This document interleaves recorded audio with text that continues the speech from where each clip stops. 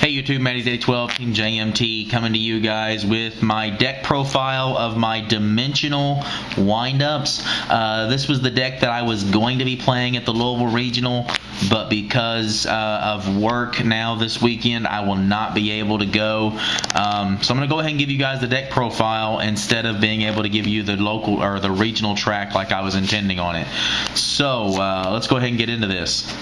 It is dimensional windups, so that means I'm going to main deck Dimensional Fissure. I'm actually going to main deck 2 of them, so keep that in mind as you look at the monster lineup and some of the other card choices. Alright, so here's the monster lineup. Let's get into this. It is windups, so you know what you're looking for as far as monsters are concerned. I've got Triple Shark. Unlike most people, I'm playing Triple Magician. Most people are only playing 2. I'm going to choose to play the 3rd. Because of the Dimensional Fissure in the main, Rat is not nearly as good. However, Magician, I'm able to grab all of my monsters from the deck. And also, I've come to find out that a 3rd Magician makes it a lot easier to make Shockmaster. Or at least in my playtesting, it has.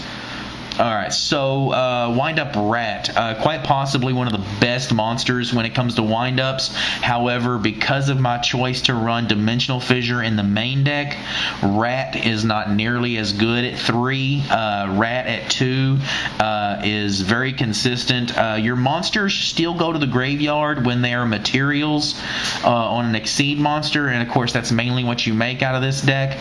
So the targets are still there for Rat, but because of you main decking the Dimensional Fissure, Rat is not as live as what you'd really like for it to be, which is kind of also why I run the Magician instead, is because with the 3rd Magician, everything you grab is out of your deck instead of from your graveyard, so Magician makes its way around Dimensional Fissure also.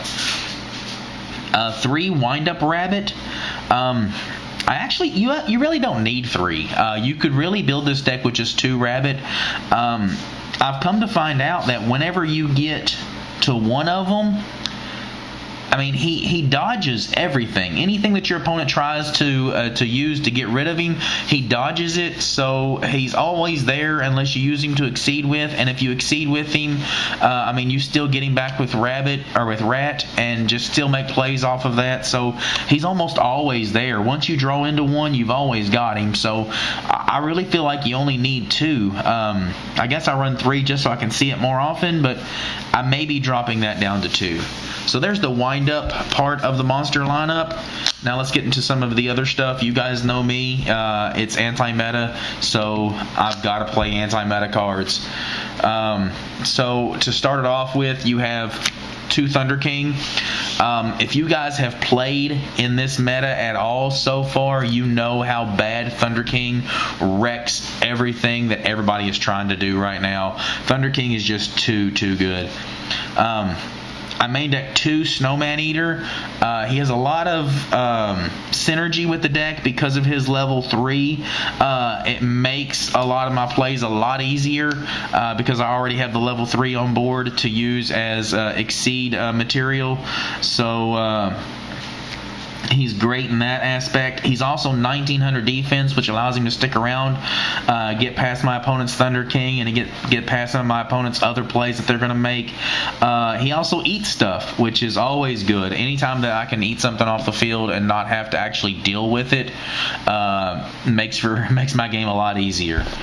Next, I'm going to get into the tour guides. Double Tour Guide and Sangan. Now, a lot of people are thinking, you're playing Dimensional Fissure in the main. Why do you have Sangan and Thunder King?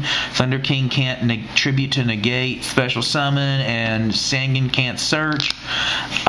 If you're smart enough, these cards are never a problem. They never conflict with Dimensional Fissure as long as you're smart enough not to play these together and not to play these with Dimensional Fissure.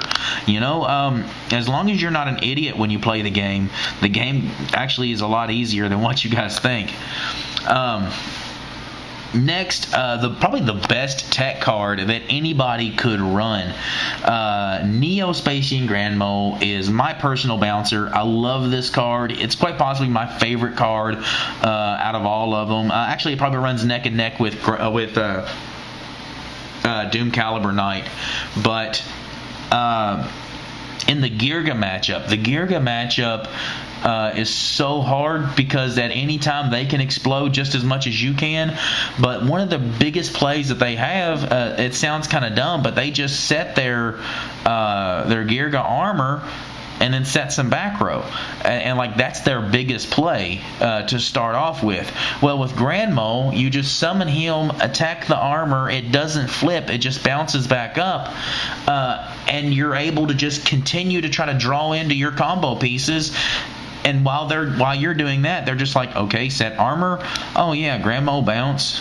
Okay, set armor. Oh yeah, Grand Mole bounce. And you just keep drawing into the monsters that you need until you're able to just blow up in their face. And yeah, normally if they go first and they go armor, then armor is off the field whenever you draw into your combo pieces. And as long as you have ways to get past their back row at that point, Grand Mole has won you that game. So yeah, Grand Mole is an amazing card. People need to start just main decking it. Tech that card in, guys. You guys just have no idea how good that card actually is. Alright, so now let's get into the Spell and Trap lineup. First, Double Dimensional Fissure. I told you guys it's dimensional windups, so you got to have the Dimensional Fissure.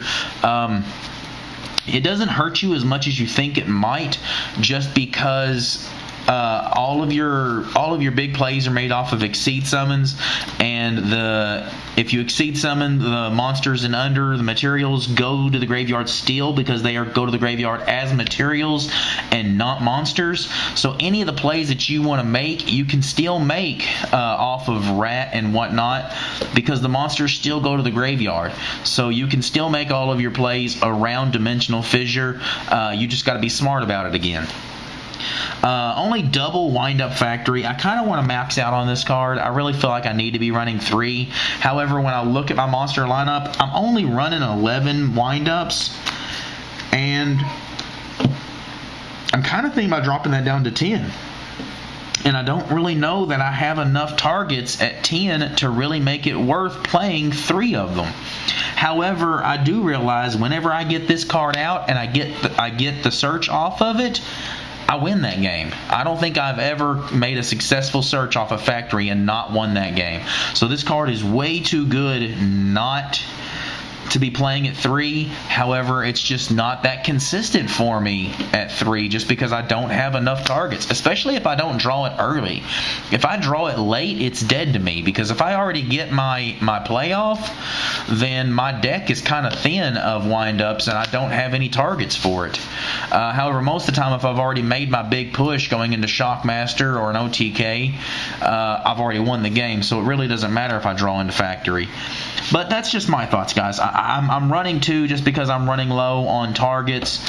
However, I really feel like I need to max out on that. Double Pot of Duality. I'm not running Pot of Avarice just because of Dimensional Fissure. Dimensional Fissure, Pot of Avarice depends on 5 monsters in the graveyard. Dimensional Fissure can get in the way of that. Everything else that I've talked about does not depend on that many cards in the graveyard. Just one other monster in the graveyard and they're live. Pot of Avarice needs those 5 targets, so it's not nearly as consistent. Pot of Duality seems like it would slow you down. However, I have so much anti-meta in this deck that it helps me out, just because I can go Duality, set Snowman Eater, and that'll usually buy me a turn or 2 until I draw into the pieces that I need. Or Duality, Wind-Up Factory, Wind-Up Rabbit, and that buys me the turns that I need. So Duality is really good in this deck. I really wish you guys would give that more of a chance also. I feel like there's a lot of people going away from Duality. Monster Reborn, even though I'm running Dimensional Fissure, again, the monsters still go to the graveyard because they're materials, so I can still get them back with Monster Reborn. Dark Hole Heavy Storm, and Triple MST. Now, I feel like Triple MST wins games right now because as silly as this sounds, I don't think this is as slow as a format as what people are playing it out to be. I feel like people are trying so hard to make this a slow format, which means they're going to set their Snowman Eater or set their Girga Armor or set a monster, set back row, and then just pass. And that slows your game down, which is good for the game. I feel like it makes the game a lot more interesting whenever it goes 5 and 6 turns deep and not 1 or 2 turns. But I don't really think they need to do that. But when they do that, Triple MST just becomes so much better. Like I said, guys, I don't think the format is nearly as slow as what people think it is. I mean, Dark Worlds can draw out their entire deck, it seems like. Girgas can just make stupid plays with the Karakuris mixed in. I mean, windups make stupid plays. Agents can make some stupid setups out of their stuff. The format is really not as slow as what everybody thinks it is. It's just that everybody wants to play this format slow that makes MST so good. So there you go, guys. There's my spell lineup and my magic lineup. Let's go ahead and get into the traps. Solemn Judgment, Double Solemn Warning. It's pretty well staple in everything right now. Double Torrential Tribute. There's not a better play in this deck than summoning Rescue or Wind-Up Rabbit, setting Torrential Tribute, and then watching your opponent summon Thunder King, and you go Torrential Tribute, remove. Oh, you lost your Thunder King. Too bad. I get my rabbit back. Congratulations. I win. Plus and all the way. But yeah, so there you go, guys. I mean, just Torrential Tribute is just too good. Double D Prison. I really don't know that I needed this card. I feel like I need something to stop attacks. I don't like Mirror Force. I feel like Mirror Force leaves me susceptible to a Huge Revolution or Starlight Road, so I just don't know that Mirror Force is really the way to go. But Dimensional Prison is probably the only other good option there is to stop attacks. It's great in the Dark World matchup. It's not bad in Heroes, getting rid of Shining and whatnot, but I don't know. I'm kind of on the fence about Dimensional Prison right now. Double Bottomless Trap Hole was just too good. It's just so good. You can being able to stall out to draw into your pieces. You need stuff to get rid of monsters, and Bottomless just is too good for that, man. Next, to round out my traps, Double Compulsory Evacuation Device. Again, this card is so underrated. You guys need to be trying this card out in your main deck along with Grandmo. Your opponent makes whatever big push they want to make, and then you go Compulse and get rid of their Exceed monsters and neg them, or get rid of their Synchro monsters and neg them. Just so good, guys. You got to be playing that card. So there's the main deck. Let's go ahead and get into the extra deck. There we go. Now the extra deck. Got to get the wind-ups in. Wind-up Carriers in Mighty. Wind-up Zen Meister, or I'm sorry, Zen Mains, and Wind-up Zen Meister. A lot of stupid plays can be made off of Zen Meister with Papal Operative. You guys know what Zen Mains does, and I hope you guys know by now what Zen Mighty does. Number 16, Shockmaster. Luckily enough, one of the guys from Team JMT has let me borrow their Shockmaster. I actually sold mine, made a pretty good little profit off of it. But Shockmaster is just too easy to make off of this deck, or make with this deck. Just a lot of 2-card combos that you can make with this and get out Shockmaster. Maestro, Papal Operative. Again, just a lot of stupid plays you can make off of Papal Operative. Utopia. Giga Brilliant. A lot of the OTKs that you're able to do are anchored by Giga Brilliant at the end. Acid Golem, Leviair, Tempo. I feel like I could drop that, but it's just too good.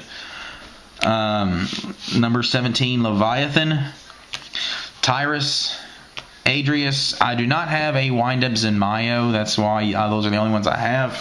And because I don't have the Zenmayo, I have room in my extra deck for Chimeratech Fortress. I have the Cyber Dragons in the side deck. So there you go, guys. There's my extra deck. So what do you guys think? Dimensional windups. I know that I'm not going to be able to make it to the Louisville Regional, but this is what I would have been playing. I don't know what you guys think, but I think it's pretty good. And from testing, it's done really, really well. So let me know what you guys think. Comment down below. Subscribe. Show us how much you love us.